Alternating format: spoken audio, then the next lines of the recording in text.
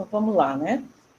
Começar aqui a aula hoje de História da Educação, 7:05. Já tem pessoa suficiente para a gente dar início. Gente, então, boa noite novamente para quem está chegando. Hoje a nossa aula, vocês sabem, né, é de História da Educação. Sou a professora Lidiane.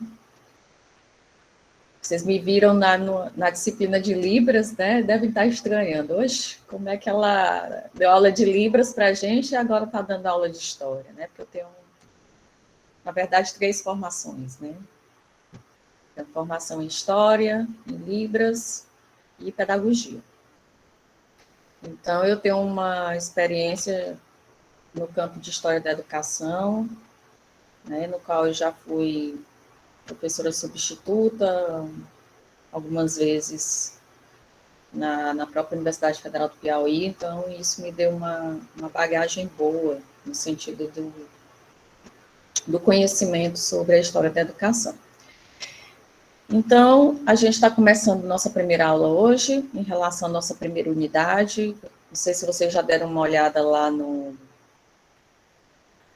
SIGA, vocês viram lá o plano, já perceberam que a nossa disciplina ela é dividida em 3 unidades, e essa primeira unidade ela é justamente uma introdução à história da educação, ou seja, né, o que é a história da educação?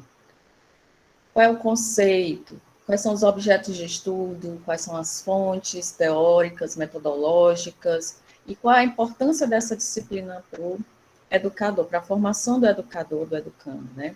Muitas vezes a gente, quando está fazendo um curso específico, como vocês, né, letras em inglês. Então, a gente pega as disciplinas relacionadas à parte pedagógica, como filosofia da educação, sociologia da educação, história da educação, psicologia da educação, e muitas vezes a gente não se atenta o quanto que também essas disciplinas elas são importantes para a nossa formação enquanto educador. O quanto que essas disciplinas, na verdade, elas vão dar como é que eu posso dizer, um subsídio a mais para a nossa formação. Claro que a gente se preocupa muito mais com os conhecimentos específicos da área, né? E a gente tende a se preocupar um pouco menos com essas outras disciplinas. Mas o fato é que não deixa de ser importante, tá? Quando você trabalha com conteúdo específico, você começa a entender que existe sim uma ligação entre ambos, né? E isso vai também facilitar o aprendizado e o aprofundamento do próprio conhecimento. Eu estava vendo a apresentação do professor Raimundo, né, para os tutores naquele dia, e eu percebi o quanto que a cultura dos povos, né, ela tem uma base histórica muito boa, que a gente também pode adentrar aí pelo viés da história da educação também, né, a história contada por esses povos, como é que esses povos eles viviam, como é que eles eram educados, então tudo isso faz parte da história da educação.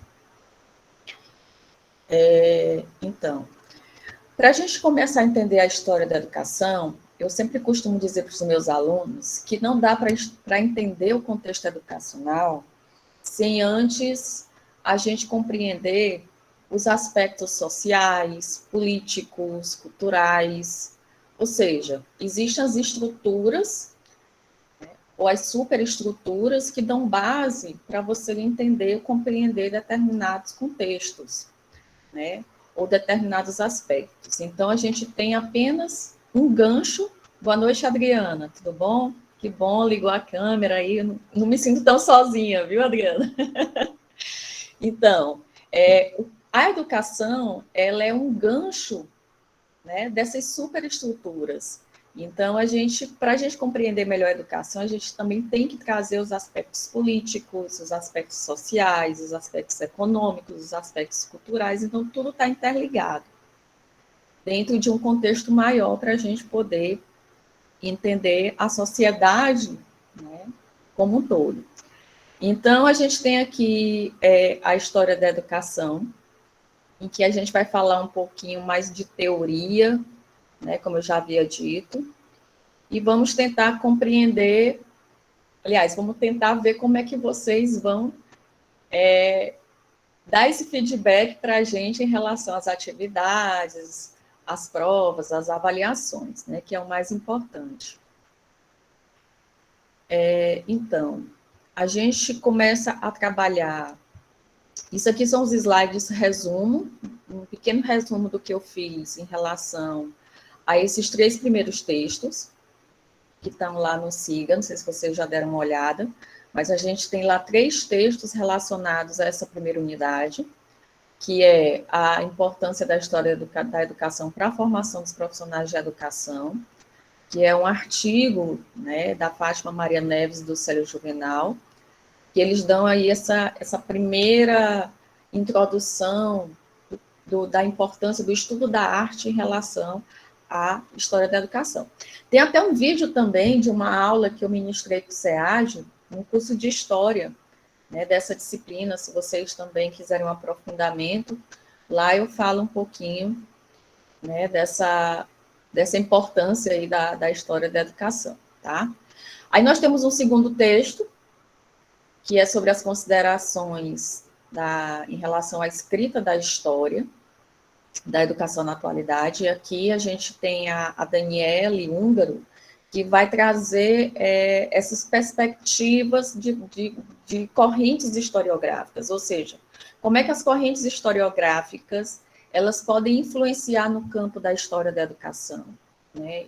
Qual é a relação dessas correntes com a própria educação, tá?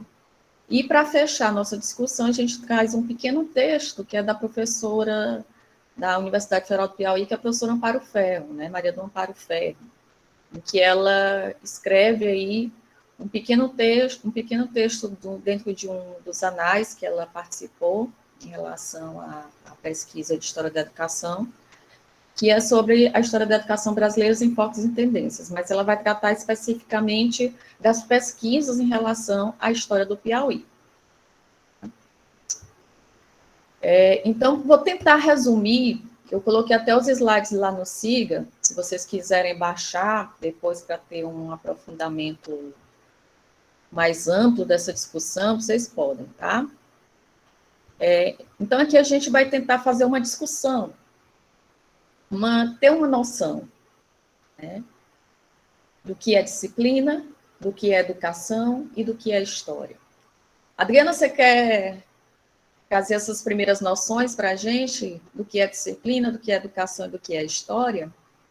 Você quer ir participar, já que você está com a câmera ligada, está me dando esse conforto de hoje em ver um aluno presente, no sentido de ver mesmo.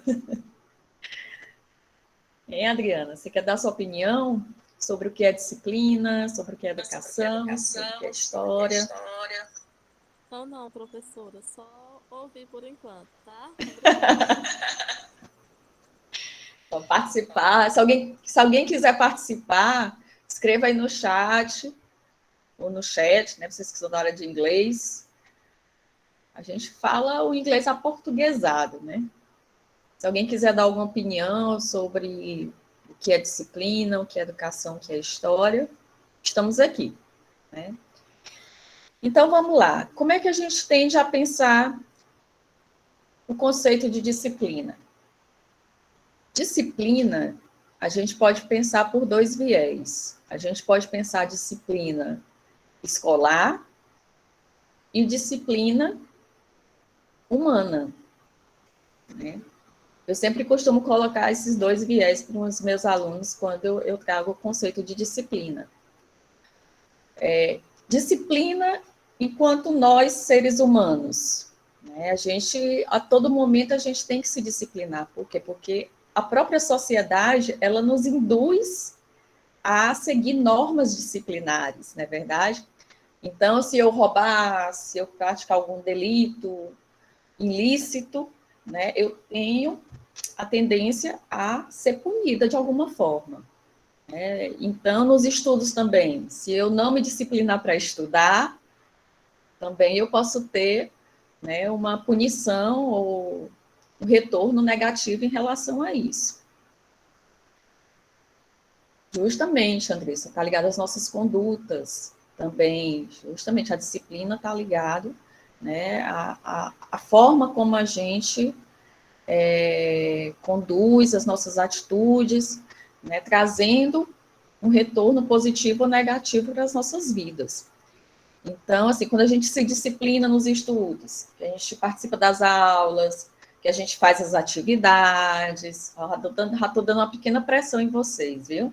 Que a gente costuma tirar dúvidas na aula, não deixa para ler o material só em cima da bucha, de fazer as atividades em cima que o tempo está esgotando, mas a gente é brasileiro e dá um jeito, né? Mas, enfim, o fato é que a gente tende a seguir condutas que nos dão retornos positivos ou negativos.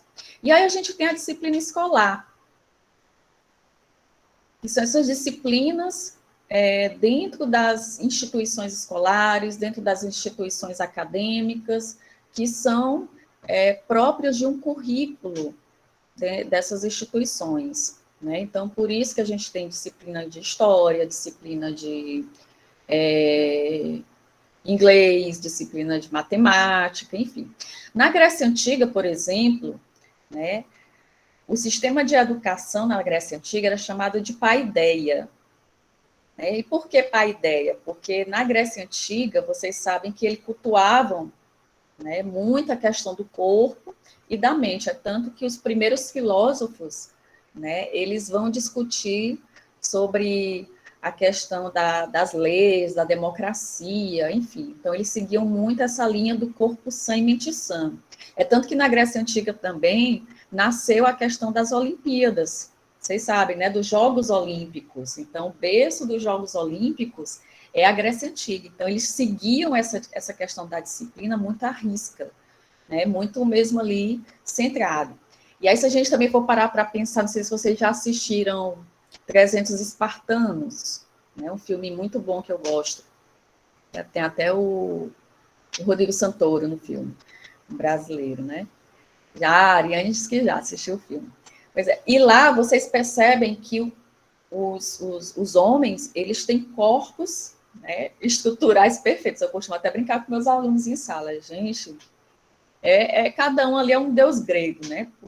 Mas por que isso? Né? Porque desde pequenos eles são estimulados aos exercícios físicos, principalmente os espartanos, que a educação deles eram muito militarizadas, muito voltada para a questão das guerras, das estratégias, de conquistas, enfim.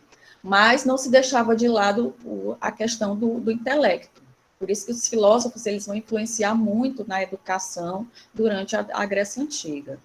E essa questão de disciplina está ligado tanto à questão do corpo quanto à questão da mente. Então, eles achavam que se eles estivessem equilibrados nesse sentido de corpo e mente, eles estariam também propícios a ter um retorno positivo em suas ações. Tá?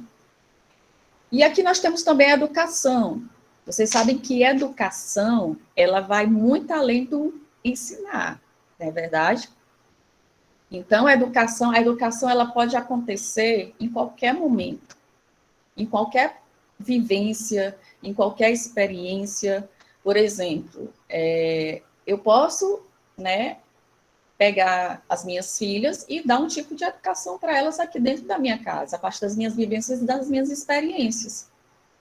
Por exemplo, como eu sou professora, né, então toda hora elas estão me vendo aqui dando aula, lendo, pesquisando, enfim, então isso já é uma experiência de vida para que elas se sintam estimuladas também a ter um aprofundamento, né, dos seus estudos. Ela disse, não, minha mãe é professora, ela se dedica, ela estuda, e ali eu vou estimulando elas também dentro da educação delas. E o ensino, né, ele é mais voltado para a questão da escola, né? Então, a gente tem essa escola como instituição voltada aí para regimentos, para as normas, em que a gente tem que seguir um padrão, a gente tem que seguir os conteúdos que vai cair no Enem, ou os conteúdos que vão cair no ENAD. Então, existem todo um padrão, né, curricular, institucional, que induz o que nos leve, nós professores e vocês alunos, né, a seguir aquele determinado ensino. Agora, a educação, ela vai muito além. É tanto que dentro dessa questão da educação, a gente vai ter duas perspectivas. A gente vai ter a educação formal e a educação informal. A gente vai já ver as diferenças, tá bom? E a história? Então, o que seria história? Isso, Andressa, educação formal e informal. E o que seria a história? A história, todo mundo diz assim, está relacionada ao passado, né? Eu tenho certeza que a maioria de vocês iriam dizer, não, professora, para mim o conceito de história, ele está relacionado ao passado. Mas não é somente o passado, ele está relacionado ao presente e também ao futuro.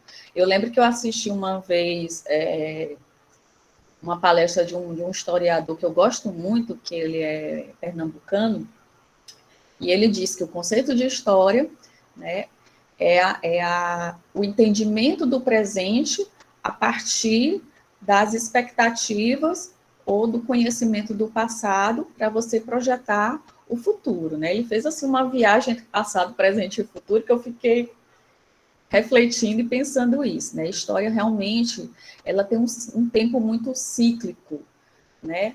Como assim cíclico? É o que o Caio Prado Júnior, um historiador, ele costuma dizer, né?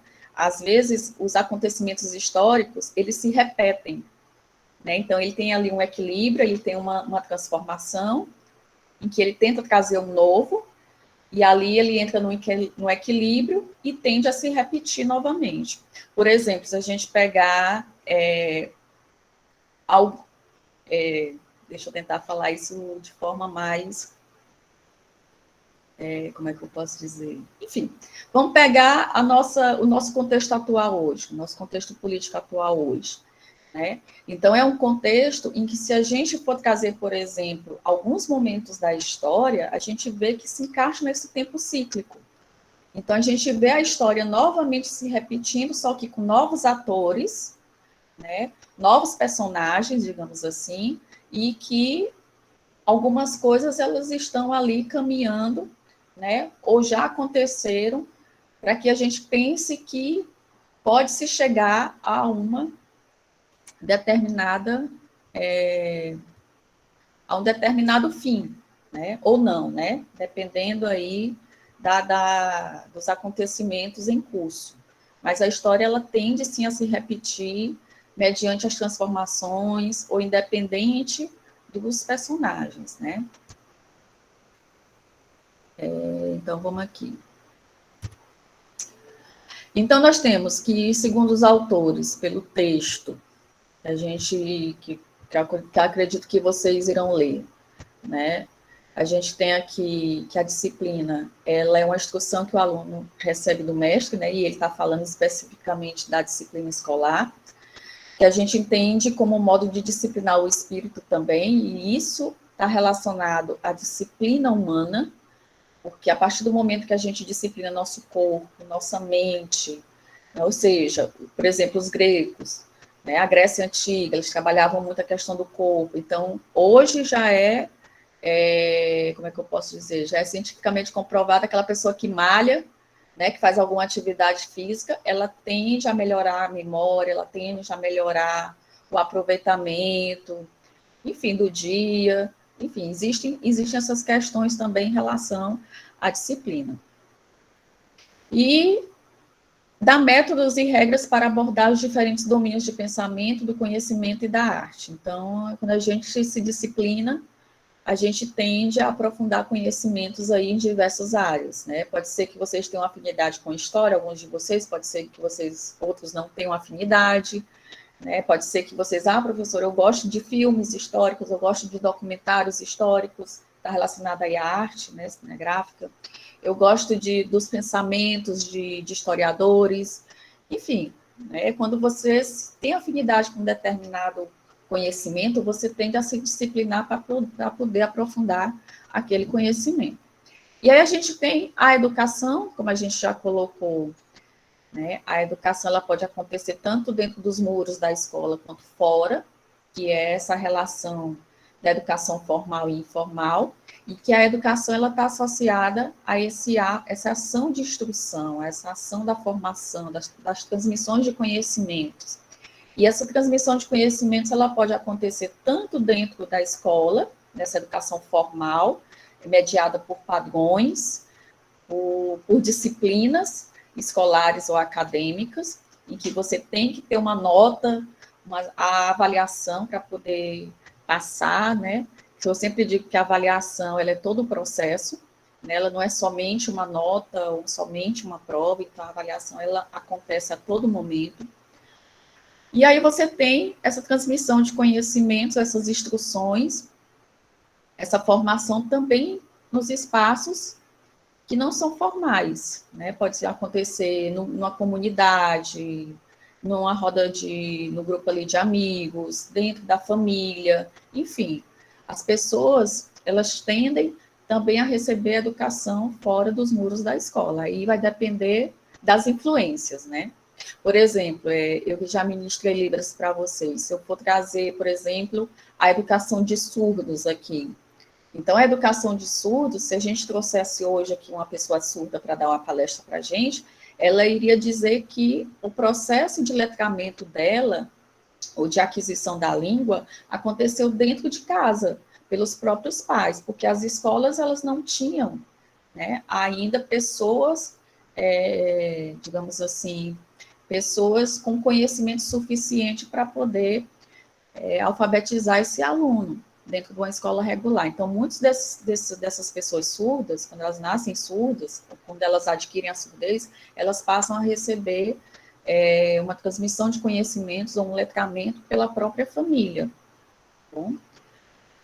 E a história, como a gente também colocou, né, que a gente remete sempre ao passado, mas ela não é somente um retorno ao passado, ou um resgate do passado, ela é essa ciência da mutação e da explicação dessa mudança, né, como já dizia um historiador que eu gosto muito, que é o chamado Jacques Le Goff.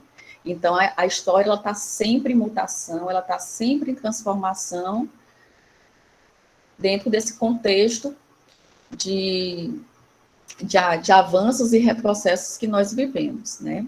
E aí, na história, para a gente compreender a história da educação, a gente tem aí algumas correntes historiográficas, teóricas e metodológicas que vão evoluir no campo da história e que também vão evoluir no campo educacional e que vão trazer as suas significações, né, ou deixar algum desses resquícios aí para a gente compreender por que a educação ela é como ela é hoje. E aí a gente tem o marxismo, né, dentro dessas correntes historiográficas, a gente tem três aí: o positivismo, o marxismo e a chamada escola dos análises, ou como outros historiadores preferem, a chamada nova história ou história cultural. Então, nos textos vocês podem encontrar, em relação à escola dos análises, a gente também pode encontrar a escola dos análises como sendo nova história ou como sendo história cultural, tá bom? Vamos avançar aqui.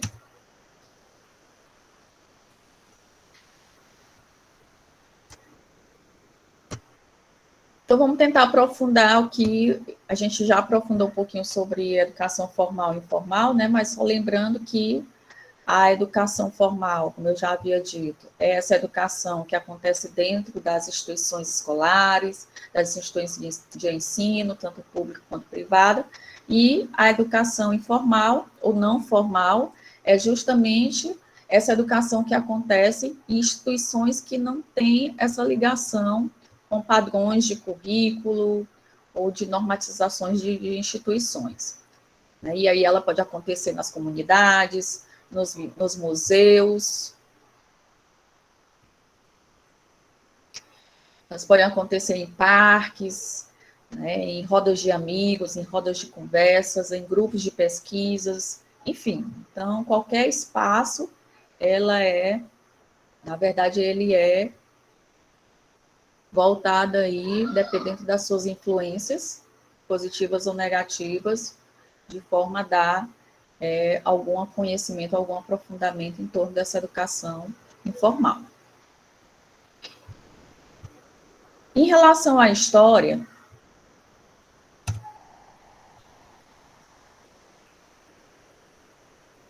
vou passar aqui. Ixi, gente, travou. Em relação à história, como eu já havia dito para vocês, e a gente vai tentar aprofundar um pouquinho aqui, a gente tem as correntes teóricas e metodológicas. E por que eu vou tentar aprofundar um pouquinho sobre cada uma delas? Porque eu quero que a gente compreenda a relação dessas correntes com a educação, tá bom?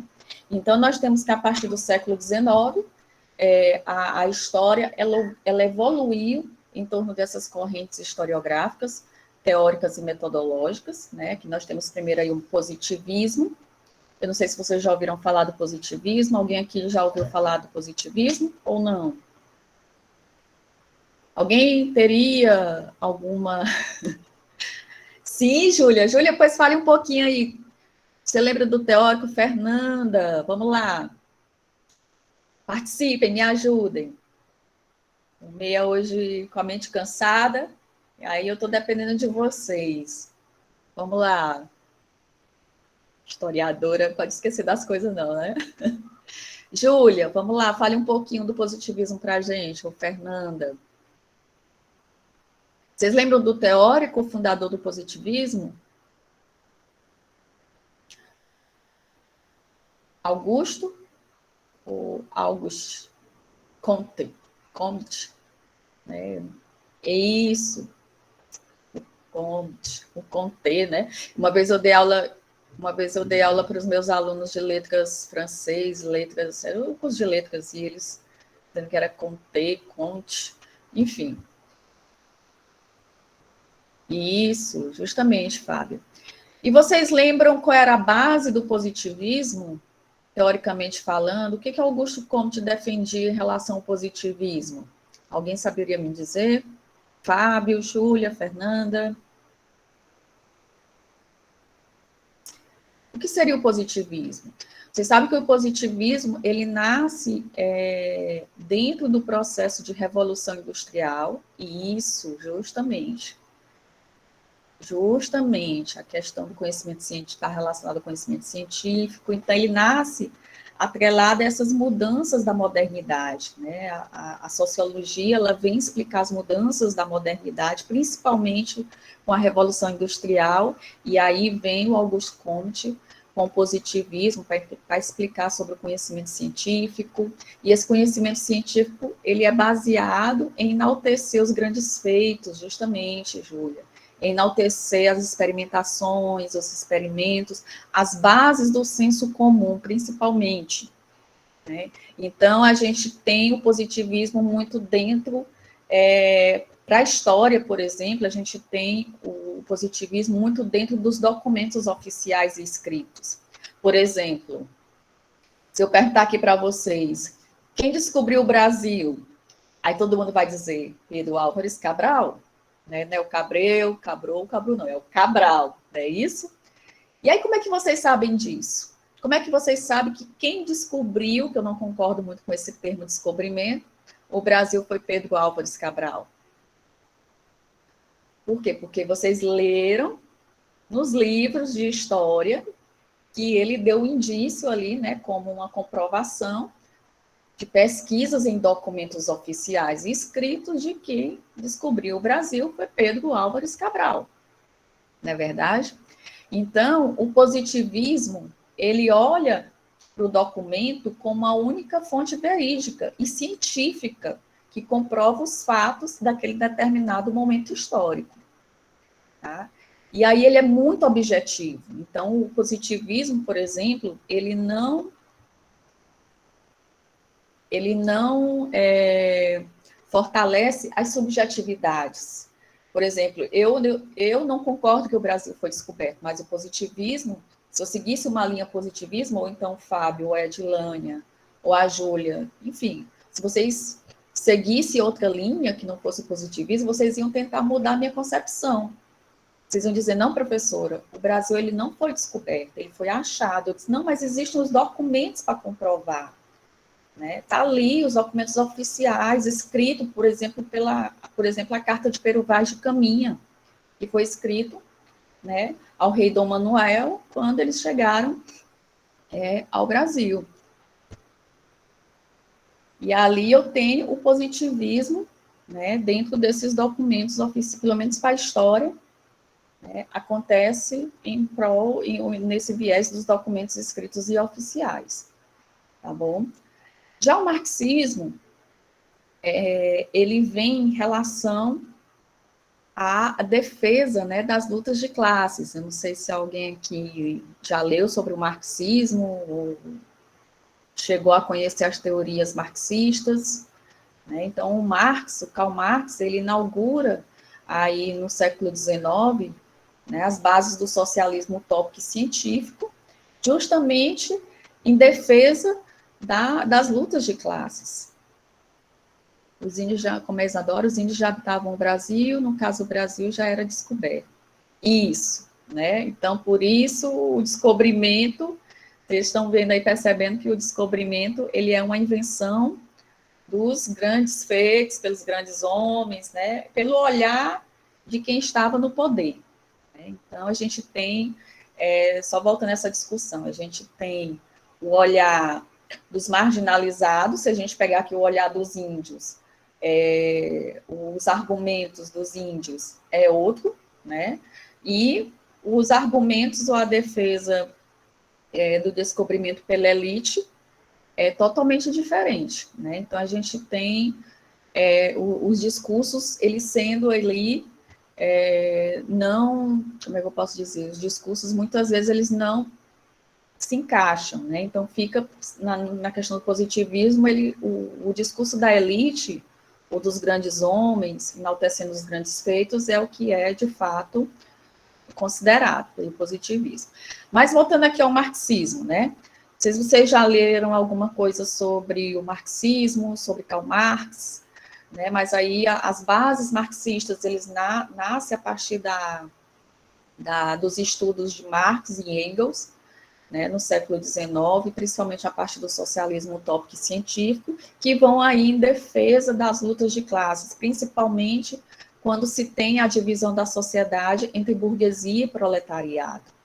Né? Então, Marx, ele vem enaltecendo muito os discursos dessas classes marginalizadas, que até então não se tinham no positivismo, e por conta disso, o Marx traz uma metodologia, ou uma base teórica também, né, como alguns consideram, com o chamado materialismo histórico e dialético. Não sei se vocês também já ouviram falar sobre materialismo histórico e dialético, mas é a base teórica e metodológica que Marx encontra né, Júlia? Que é a base teórica e metodológica que o Marx encontra justamente para dizer que as classes marginalizadas ou excluídas, elas também têm um discurso em prol da sua defesa. E por isso que o Marx, ele traz os conceitos aí de mais-valia, de alienação, de luta de classes, justamente para tentar enaltecer esses discursos das classes marginalizadas contra os discursos das classes, né, mais elitizadas. Por isso que existe a chamada dialética. Dialética é essa relação de discursos, essas relações de diálogos, né? Que eu posso não concordar, ou eu posso somente defender aquele argumento, e tudo, né, teoricamente, tem que ser respeitado, tá bom? E, por fim, a gente tem uma última corrente, que é a chamada Escola dos Análises, ou Nova História, ou História Cultural, né? Como alguns autores ou historiadores defendem, que é justamente uma renovação da história, uma renovação historiográfica. Como assim? Não sei se vocês já ouviram falar também sobre a Escola dos Análises, ou Nova História, História Cultural. A partir do século XX, mais ou menos ali nos anos 30, né, quando se findou a Revista dos Análises por esses dois rapazes aqui, carequinhas, que vocês estão vendo aqui na imagem, né, o Lucien Febvre e o Marc Bloch, então eles foram que inauguraram Eles dois inauguraram uma revista francesa chamada Escola dos Análises, em 1930, dizendo que a história estava se renovando. Ou seja, e essa revolução historiográfica foi chamada de Escola dos Análises. Por que revolução historiográfica? Não está aparecendo? É porque você deve estar pelo celular, né, não, Rosiane? Veja aí se você está pelo celular. É porque às vezes você tem... É porque eu estou com duas... Não, eu só estou com uma entrada. Às vezes pode ser problema de conexão também, né? Sim, Júlia. Deixa eu ler aqui. Em português, nós temos as escolas literárias, em história, as correntes historiográficas, viu, Júlia? Isso. A gente tem as escolas literárias, né, que é o trovadorismo, é isso? Deixa eu ver se eu lembro do meu curso de Libras. As escolas literárias, trovadorismo, enfim, no Brasil e na Europa, né? Pelo menos eu lembro que eu estudei literatura 1, 2, 3, e tinha isso. As historiográficas, isso, Júlia, justamente. Na história a gente tem as correntes ou as escolas historiográficas que dão esse embasamento teórico e metodológico para a gente repensar a história. E aí a escola dos análises, o que seria, na verdade? Né? Seria essa revolução historiográfica dentro do campo e de fontes de pesquisas. Por exemplo, o que o positivismo defendia como sendo os documentos oficiais, defendendo que os documentos oficiais escritos eram as únicas fontes de verdade para o conhecimento científico, ou até mesmo historiográfico, a escola dos análises já dizia diferente. Não, peraí. Não é somente o documento escrito e oficial que pode servir como fonte para a história, ou para os historiadores. Né? A gente também pode ter como fonte as fotografias, os jornais, as entrevistas, que a gente chama de história oral, as mensagens governamentais, os diários. Né? Existe uma historiadora que ela escreveu um livro, né, sobre fontes a partir de diários, de cartas, enfim. Então, tudo hoje é possível de ser fonte para os historiadores. Por quê? Porque a Escola dos Análises ela deu essa abertura de renovação de fontes teóricas e metodológicas. Então, hoje já se escreve sobre a história das mulheres, hoje já se escreve sobre a história do meio ambiente, hoje já se escreve sobre a história da infância, enfim, então tudo passou a ser isso, as biografias e as autobiografias também, Fernanda, justamente, né, elas também são parte desse conteúdo revolucionário aí da escola a partir dessa nova corrente que é a Escola dos Análises. Então, a gente tem aí um novo leque, né, de possibilidades, de fontes de pesquisa para a história. E ela vem bater ferrenhamente ou fortemente em relação ao positivismo. Né? A Escola dos Análises ela não vai ali, né, se encaixar com o positivismo. Por quê? Porque ela vai enaltecer principalmente as classes marginalizadas da escola, ou da história, desculpa. Ela vai enaltecer principalmente as classes marginalizadas. Então, o índio, o negro, o homoafetivo. Então, todas essas categorias que até então eram marginalizadas, a Escola dos Análises ela vai tentar enaltecer. E vai dizer, não, essas pessoas, elas também são parte da história. É possível, sim, contar a história dessas classes marginalizadas, e não apenas dos grandes homens, de grandes imperadores, né, dos grandes feitos, enfim. A Júlia está dizendo aqui, a Escola dos Análises veio para valorizar todas as fontes. Isso, justamente. Michel de Foucault. O Foucault, justamente, Júlia. Eita, Júlia, tu é historiadora? Estou gostando de ti, mulher. Pode ser outra historiadora aqui. Justamente, Júlia, o Foucault ele vai fazer parte da chamada terceira geração dos análises. Né? Então, Foucault ele traz muito... Foucault nem é historiador, né? Na verdade, o Foucault ele é filósofo. Se não me engano, ele é sociólogo também. Mas historiador o Foucault não é, mas ele tem... Né? Ah, tá, por isso. Mas ele tende né, a ter essa relação com a história, até porque é na Escola dos Análises que nasce a questão da interdisciplinaridade. Então, vão casar aí outras disciplinas, né? A história, ela pode se agrupar ao campo da geografia, da sociologia, da psicologia, né, da própria filosofia. Então, essa questão da interdisciplinaridade, ela vai ajudar e muito, né, nos campos, a aprofundar os campos de pesquisa e de fontes para a história. Então, além dela ser interdisciplinar, né, ela aderiu aí às várias fontes, a várias teorias, enfim. E aí, depois que a gente tem essa noção, a gente começa a pensar, mas qual a relação dessas correntes com a educação? Como é que acontece isso na prática? Como é que a gente vê o positivismo na prática educacional?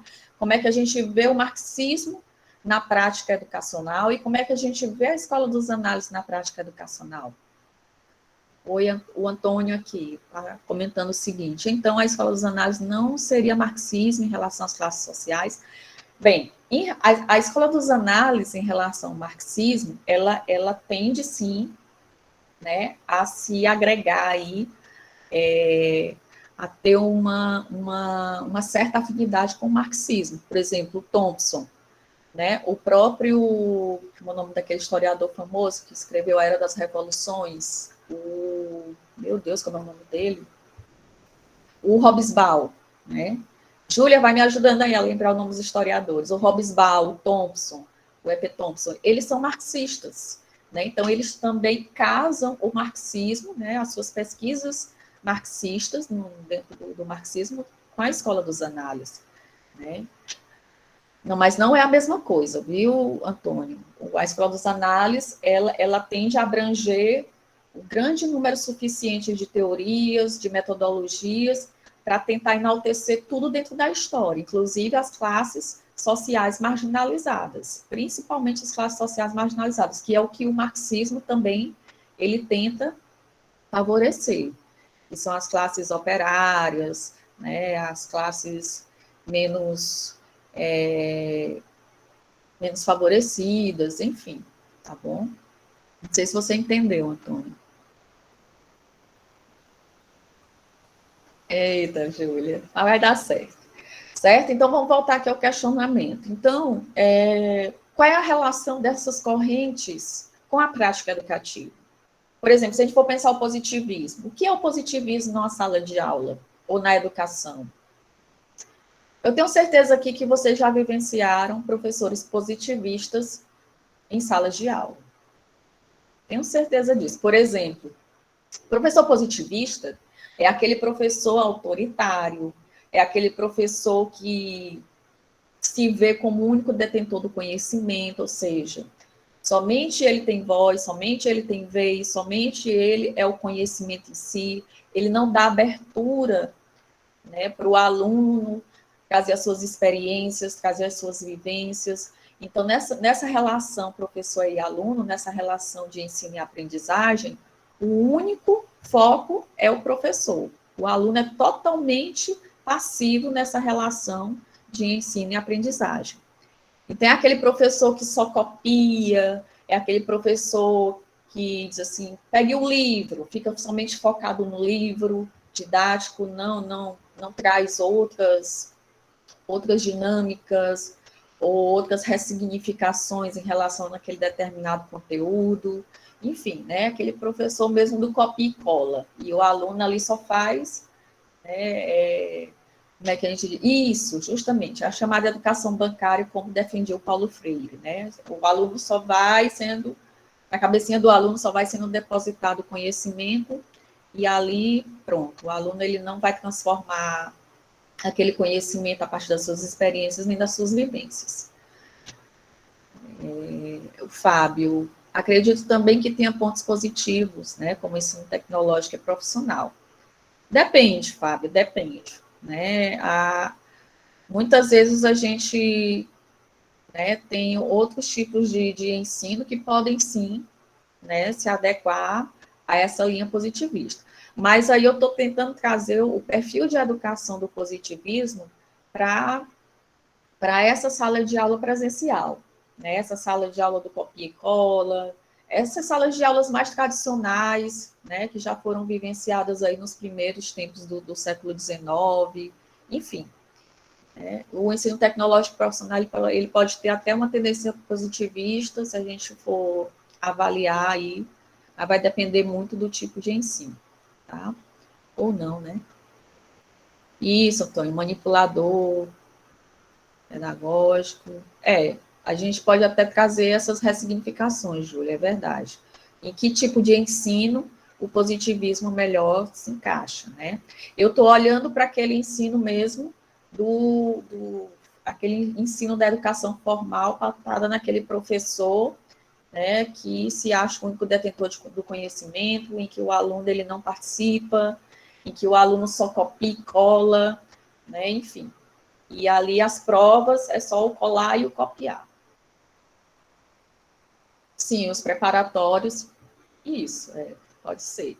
A gente hoje tem um sistema muito dentro das bases da escola novista, né? Se a gente for parar para pensar. Hoje, as dimensões educativas, elas vão mudando de acordo com os padrões curriculares.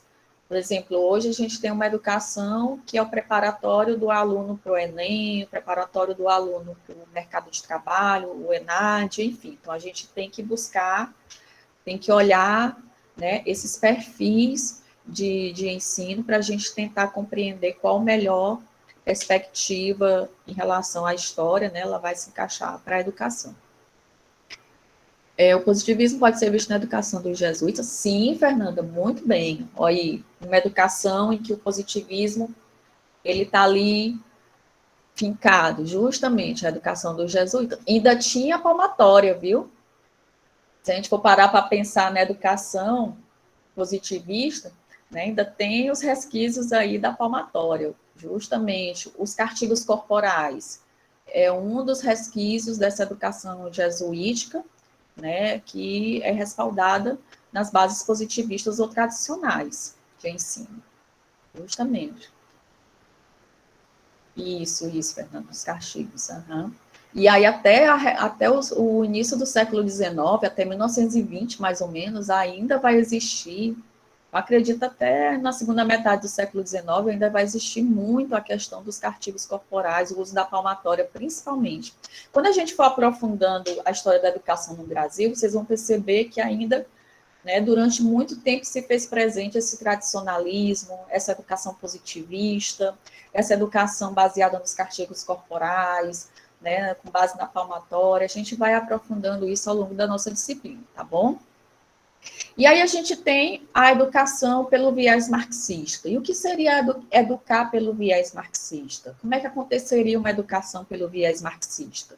Seria justamente aquela educação em que o professor ele tenta mostrar para o aluno ele se torna participativo nesse processo, né, o ativo, no processo, na relação de ensino e aprendizagem, e o professor ele tenta mostrar os dois lados da moeda, como é uma relação dialética, o aluno traz as suas ressignificações e o professor, né, com as suas, e ali eles vão dialogando, eles vão concordando ou não, tá bom? Então, mas sempre, né, a educação marxista, lembrando que sempre a educação marxista, ela tende a favorecer as classes marginalizadas. Então, se o aluno trouxer um discurso favorecendo os grandes heróis, né, os grandes imperadores, o professor já vai dizer, não, para mim isso não é favorável, eu não concordo, porque a gente tem aqui um grupo de classes marginalizadas que entram-se no processo e que merecem ser exaltados, tá bom? E aí, no tipo de educação da Escola dos Análises, a gente já vai ter aí, né, uma educação muito dinâmica, ou seja, o professor ele já sai dos muros da escola, então a gente tem uma educação tanto formal, dentro do campo dos análises, quanto a educação informal, né? A gente tem aí o professor que marca aula com os alunos em museus, marca aula com os alunos em parques, enfim. Então, ele vai tentar mostrar o outro lado da história, vivenciando os alunos com novas experiências fora da escola, tá? Deixa eu ver aqui o comentário do Carmo Minura. Pink Floyd ilustra bem na música, The Wall. Isso! O The Wall, ele é muito do No Control, né? Ai, adoro Pink Floyd. Sou meia roqueira, viu?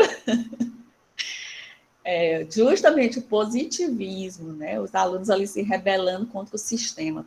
Vocês já assistiram já o filme The Wall? Também é muito legal para a gente pensar essas bases positivistas da educação. O sistema controlador, do professor autoritário, justamente. Muito, muito bom, viu? Carmo, é homem ou mulher? É homem, né? Desculpa aí a pergunta. Enfim, muito, muito bem lembrado, Pink Floyd, The Wall. Não sei se eu estou falando certo, né? Então, até receio assim de falar alguma coisa. Ah, é homem, pronto. Carmo, Minura. Mimura, é? Ok, Carmo, justamente. Você trouxe um exemplo muito bom no campo das artes. The Wall. Ok, gente, vamos avançar aqui um pouquinho para a gente poder concluir aqui nosso raciocínio. E depois que a gente compreende todas essas correntes e a relação dela com a educação, a gente entra na história da educação como disciplina e como enfoque acadêmico. Como é que a história da educação ela nasce como disciplina e como é que a história da educação ela nasce dentro das pesquisas acadêmicas? Então, depois que a gente compreendeu todo esse campo mais amplo do que é a história, do que é a educação e das suas correntes e das correntes historiográficas, a gente vai mais para o específico. E aí, depois de todo esse debate, né, os autores eles trazem essa reflexão de que a história da educação, como disciplina, ela nasceu atrelada aos currículos da filosofia da educação. Por quê? Porque, se a gente for pensar, por exemplo, na educação dos jesuítas, né, que predominou e muito no Brasil, ainda foi muito pertinente durante vários anos no Brasil. Então, quando surgiu as escolas normalistas, né, a educação das normalistas, das mulheres normalistas, era muito pautadas ainda dentro das bases religiosas, né? Ainda muito dentro daqueles padrões de boa moral, de bons costumes. Eu não sei se vocês já leram alguma coisa sobre as escolas normais aqui do Piauí, mas teve um governador, o Antonino Freire, né, que inaugurou o Instituto Antonino Freire, não sei se vocês conhecem, que foi uma das primeiras escolas normais aqui do Piauí também, né? E ele dizia isso, as escolas normais eram para preparar professoras para dar aula para as crianças, e aí nasceu também as famosas tias, né? Por isso que a gente hoje carrega esses resquícios culturais de chamar a professora de tia na educação infantil, principalmente, porque veio, né, dessa história, dessas bases históricas da abertura das escolas normais, principalmente a partir da década de 40.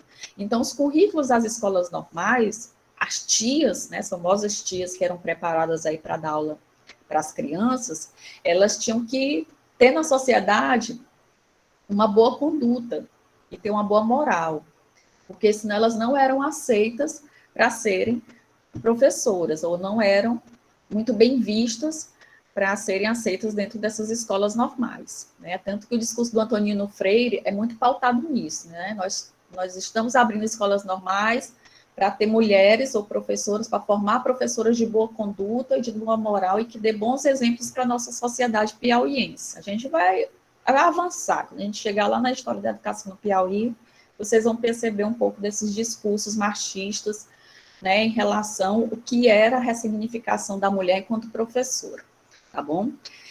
Então, voltando aqui, a história da educação, ela nasceu atrelada aos currículos da filosofia da educação, principalmente a partir dos anos 40, com a abertura das escolas normais no Brasil. Por que filosofia da educação? Porque as bases filosóficas da educação, elas nasceram juntamente com os currículos dos jesuítas, da educação jesuítica, né, que era o chamado Horácio Studiorum, que a gente também vai aprofundar sobre isso. Então, a filosofia da educação, ela necessitou de outras disciplinas para ser, ou de outras, né, justamente, de outras disciplinas para serem complementadas. E aí veio a chamada disciplina História e Filosofia da Educação dentro dessas escolas normais. E aí nós temos, né, que a história da educação ela vai se construir a partir da lei orgânica de ensino, né, do ensino normal, que quando vai evoluindo os currículos, e aí a história da educação ela vai se construindo e se aprofundando como disciplina, e aí nós vamos ter que a história da educação, a partir da primeira LDB, que é de 61, e a partir do parecer 251/62, é que nós temos um desligamento da história e da filosofia. Lembrando que os manuais da história da educação e filosofia da educação não eram escritos por historiadores e pedagogos.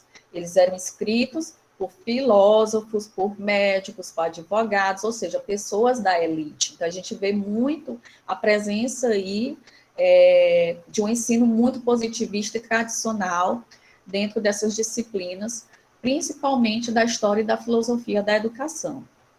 Tá bom? Aí, somente a partir da primeira LDB em 61 e com esse parecer em 62 é que a gente tem uma abertura dos cursos de pedagogia no Brasil, né? Quando o Getúlio Vargas ele foi presidente do Brasil e estipulou algumas reformas educacionais, como, por exemplo, a reforma Capanema. E aí o Getúlio Vargas abriu as primeiras universidades no Brasil, né? Que uma das primeiras universidades foi a USP, e aí nós vamos ter os cursos de pedagogia sendo aí,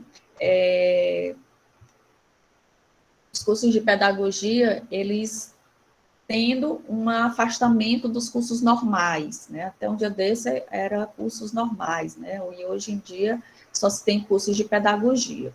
Gente, eu estou acelerando aqui um pouquinho, avançando, porque a nossa aula, ela já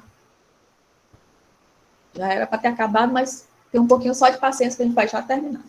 Então, falando ainda sobre a história da educação, ela veio a se tornar disciplina a partir do momento em que ela vai adquirir um caráter formativo. Ou seja, ela nasce dentro dos cursos de formação de professores, a história da educação como disciplina, e ela vai ganhando bases teóricas e visibilidade a partir do momento em que os historiadores eles passam a aceitar a história da educação também como disciplina, porque até o momento somente o campo da pedagogia é que aceitava essa disciplina de história da educação, porque os historiadores diziam assim, não, a gente não quer formar professores, a gente quer fazer pesquisa, então a história da educação não tem nada para proporcionar para os historiadores.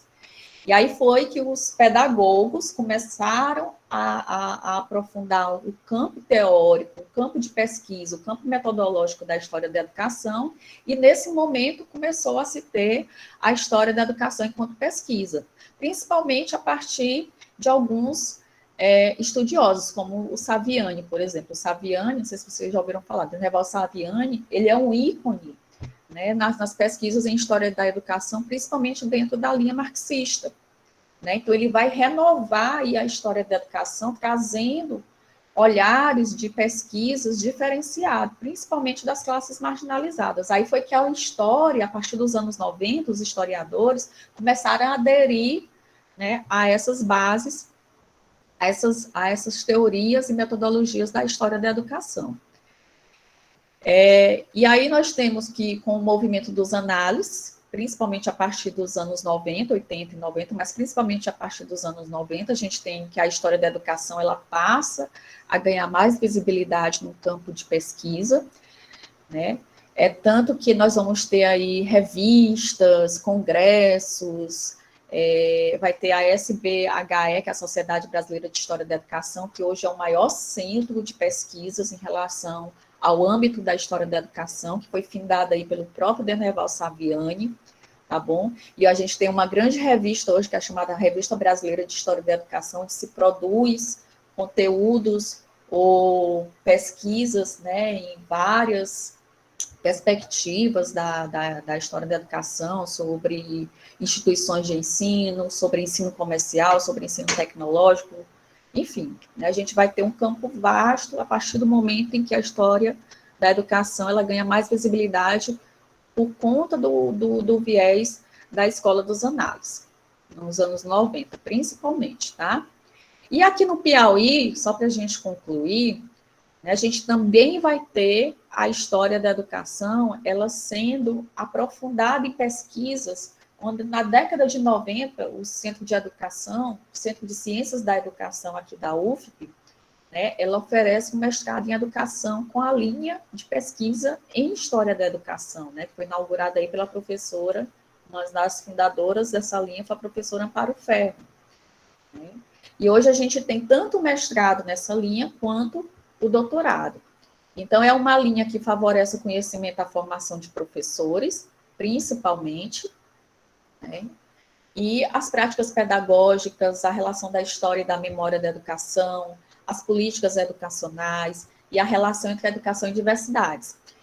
Olha uma pesquisa interessante, se vocês fossem pedagogos, né, para a história da educação, eu ia pedir para vocês contar a história dos professores homens na educação infantil.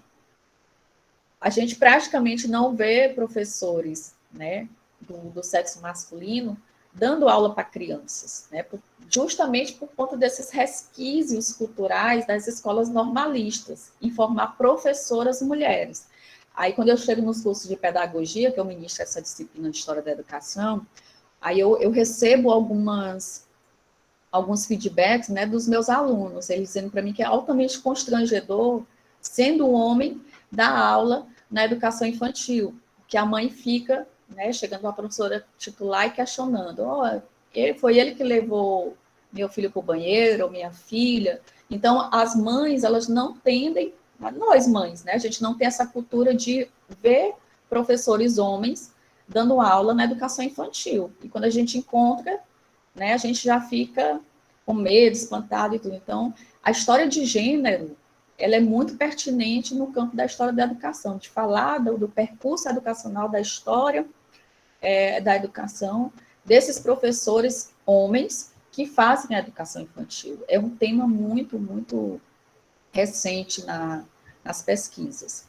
E aí, como metodologia, para a história da educação, a gente trabalha principalmente a chamada história oral, que é a história de pessoas, de entrevistas, né, de pessoas. E ali a gente vai construindo a memória, ali a gente, na verdade, a gente vai trazendo a memória dessas pessoas, a gente vai falando sobre a forma como essas pessoas davam aulas, sobre as instituições de ensino que elas trabalhavam, sobre as políticas educacionais que eram desenvolvidas. Então, a gente traz voz para as nossas pesquisas desses professores que até então eram desmerecidos ou esquecidos, né, na história da educação. E aí, para dar um exemplo mais prático, mais atual, né, eu faço parte da 14ª turma de doutorado da UFP, né, eu entrei esse ano, e nós somos 28 alunos, né, e aqui é o nosso grupo, né, da linha de História da Educação, né? Então, nós somos 1, 2, 3, 4, 5, 6, 7, 8, 9, 10, 11, 13 pesquisadores, né, desse ano de 2021 que entraram na linha de História da Educação.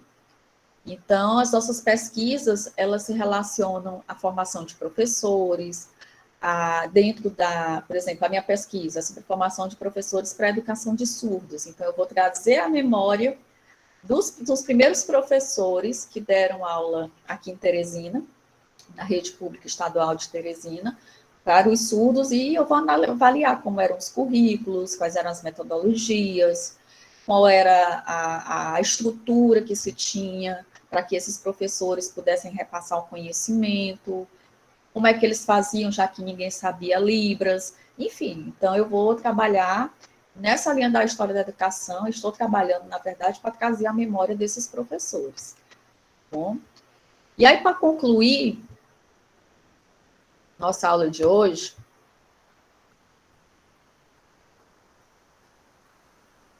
a gente traz aqui uma pequena reflexão do que é a importância o que seja, na verdade, a importância para a história da educação.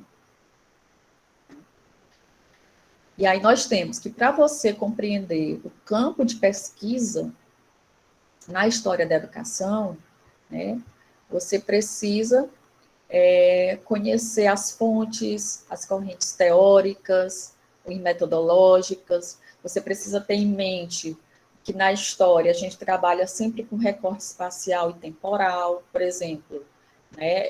A gente sempre tem um determinado tempo em que a gente pesquisa, por exemplo, a minha pesquisa sobre a formação de professores para a educação de surdos, ela vai da década de 70 a 90, então eu vou ter que levantar documentos e fontes e entrevistas que dê um subsídio teórico e metodológico de construção dessa pesquisa, principalmente dentro desse recorte temporal que é de 70 a 90.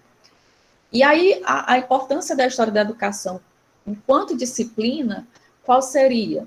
Né? Além de conhecer as fontes, as teorias, as metodologias, é que o educador, vocês educadores, mesmo recebendo, eu só estou resumindo aqui, tá? Mesmo recebendo uma formação específica da área, vocês não podem se ater às demais disciplinas pedagógicas. Por exemplo, como é que a história da educação pode contribuir para a sua formação? Que é esse o questionamento que eu levanto lá no nosso primeiro fórum em relação a essa unidade. Como é que vocês acham que a história da educação vai contribuir para a formação de vocês? Então, a gente pode sim dizer que a história ela contribui muito para o conhecimento da sociedade como um todo. A sociedade está sempre em transformação. Então, vamos supor, hoje, a nossa educação ela é muito atrelada ao escolanovismo, por exemplo, né? O professor ele é muito dinâmico, mas aí vai depender muito que tipo de ensino, que tipo de escola. Não vamos homogeneizar também, né? Vai depender muito que tipo de ensino, que tipo de escola você se enquadra, né? E qual é o seu perfil nesse sentido.